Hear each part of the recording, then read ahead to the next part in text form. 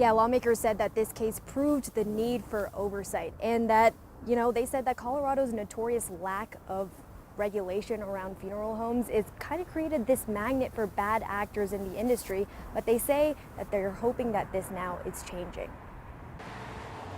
Inside the Pueblo County coroner's mortuary, a horrifying discovery. Nearly 20 decomposing bodies, some left there for close to 15 years. This was the first annual inspection of this facility, a new requirement. It was also the first real test of a new Colorado law regulating the funeral industry. The law is being applied the way we wrote it, which is not always the case. Republican State Rep Matt Soper and Democratic State Senator Dylan Roberts were two of the main sponsors of the bill that passed last year after a string of scandals like this one exposed how little oversight Colorado had over funeral homes. It's horrible to hear that it's still happening, but at least we're getting to the bottom of it now. In this case, the room with the bodies had a strong smell and was hidden behind a cardboard display. According to Dora, Pueblo County Coroner Brian Cotter told inspectors not to go in there. What was happening before is owners of funeral homes were able to basically say no when a state regulator showed up to conduct an inspection. So he wasn't allowed to keep them from coming in like he would have been in the past. The goal of this law is to restore trust in a system that lawmakers say has failed Colorado families for too long. Cases like this certainly set back efforts to restore public trust in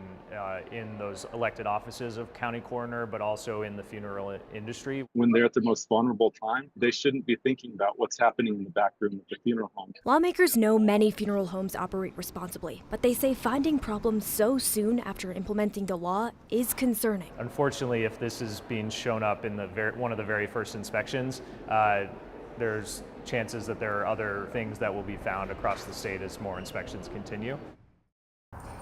In most states, coroners are appointed, but here in Colorado, they are elected, and it's not uncommon for them to have funeral home businesses on the side, like we saw with the Pueblo County coroner.